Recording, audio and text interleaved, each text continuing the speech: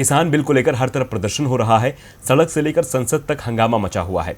विपक्ष इस बिल के खिलाफ था, लेकिन सरकार भी जिद पर अड़ी थी कि जो कदम उसने आगे बढ़ा दिया है वो वापस नहीं होगा। और आज राज्यसभा से भी ये बिल पास हो गया। लेकिन बिल पास होने से पहले राज्यसभा में विपक्ष और सत्ता पक्ष के बीच जमकर तकरार हुई।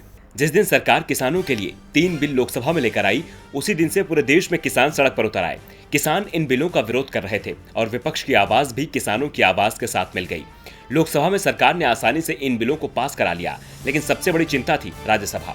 सरकार का विरोध तेज होता जा रहा था। यहां तक कि सहयोगी अकाली दल भी सरकार के खिलाफ खड़ा हो गया। लेकिन मोदी सरकार फिर भी आज राज्यसभा में इन बिलों को लेकर आ गई। बिल पर चर्चा शुरू होते ही विपक्ष के तेवर तल्ख हो गए। सदन में जमकर नारेबाजी भी शुरू हो गई। टीएमसी सांसद डेरेक ओब्रायन ने उपसभापति के सामने रूल बुक तक फाड़ दी। विपक्ष के तेवरों को देखते हुए राज्यसभा की कार्यवाही को थोड़ी देर के लिए स्थगित कर दिया गया, लेकिन फिर भी सरकार ने अपने कदम पीछे नहीं हटाए।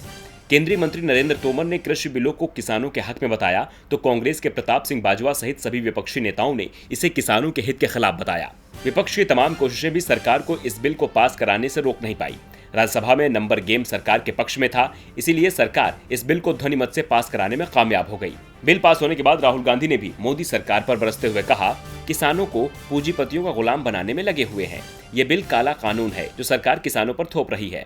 मैं सरकार से पूछता हूं कि किसान मार्केट खत्म होने पर एमएसपी कैसे मिलेगा और एमएसपी की गारंटी क्यों नहीं। मोदी जी किसानों को पूंजीपतियों का गुलाम बना रहे हैं, जिसे देश कभी सफल नहीं होने देगा। वहीं कांग्रेस प्रवक्ता रणदीप सुरजेवाला ने कहा, बाहुबली मोदी सरकार ने जबरन किसान का बिल पास कराया है। देश का किसान मोदी सरकार को कभी माफ नहीं करेगा।